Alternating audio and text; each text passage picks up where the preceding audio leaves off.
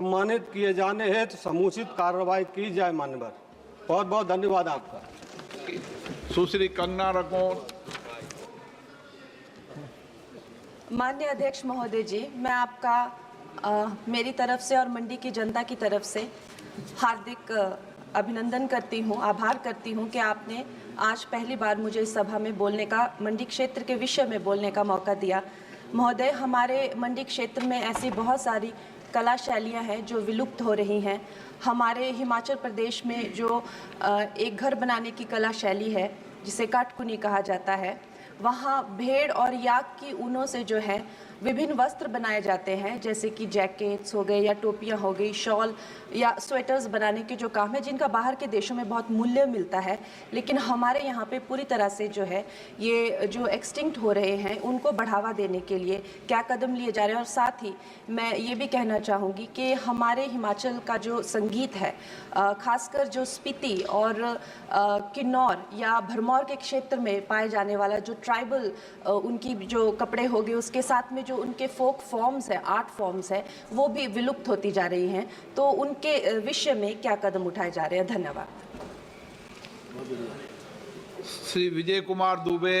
धन्यवाद माननीय अध्यक्ष जी, आपके माध्यम से मैं माननीय रेल मंत्री जी का ध्यान आकृष्ट उस रेल परियोजना की तरफ ले जाना चाहता हूं, जो आज से लगभग 1.5 दशक पहले बिहार और उत्तर प्रदेश के सीमावर्ती लोगों की आवश्यकता को देखकर छितौनी तमकुही रेल परियोजना शुरू किया गया था।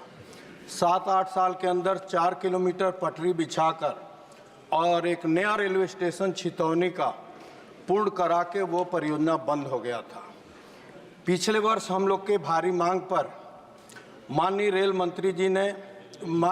मंत्री जी के निर्देश पर रेलवे बोर्ड ने फरवरी माह को इस बंद पड़े परियोजना, जो 7-8 साल से बंद था, पड़े परियोजना को डिफ्रीज करते हुए इसका नया डीपीआर गोरखपुर रेल महाप्रबंधक से मांगा।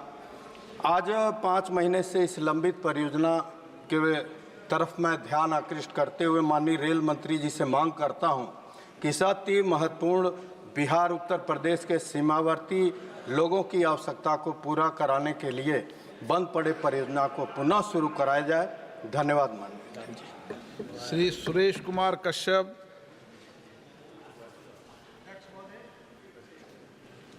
अध्यक्ष महोदय, हिमाचल प्रदेश को सेब राज्य के रूप में जाना जाता है और देश में हिमाचल में दूसरे नंबर पर सबसे ज़्यादा सेब का उत्पादन होता है और विशेष रूप से इसका 80% मेरे संसदीय क्षेत्र में होता है।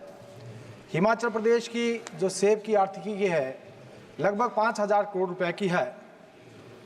अध्यक्ष महोदय, प्राकृतिक आपदाओं के कारण, बर्फबारी ना होने के कारण, भारी बरसात के कारण और कई बार ओलावृष्टि के कारण सेब की फसल बर्बाद हो जाती है और किसानों को और बागवानों को बहुत बड़ा नुकसान उठाना पड़ता है।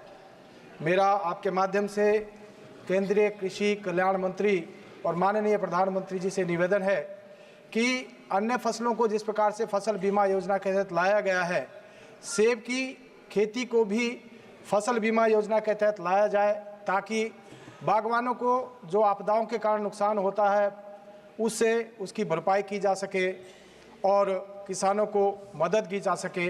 आपने मुझे बोलने का मौका दिया, आपका बहुत बहुत धन्यवाद। Shri doctor Gumma Tanuja Rani. Respected Speaker, sir, a prolonged issue of insufficient recruitment for the faculty from other backward classes and the scheduled castes and the scheduled tribe in the central institutes of higher education, despite mandated reservation, remains. The government data revealed a persistent and sustainable gap in faculty position within the reserved categories, sir. In 2021, 6,074 faculty positions remained vacant across 42 government-run universities, with 75 falling under the reserved categories.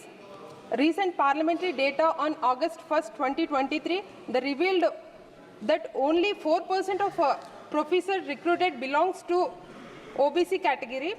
The data for an RTI reply in 2023 also exposed faculty shortage in SC, ST and OBC category in several departments of IIT Delhi, with 14 departments having no faculty from SC or ST and 24 departments lacking any SC faculty and 15 departments lacking any ST faculty and 9 departments have no faculty from OBC.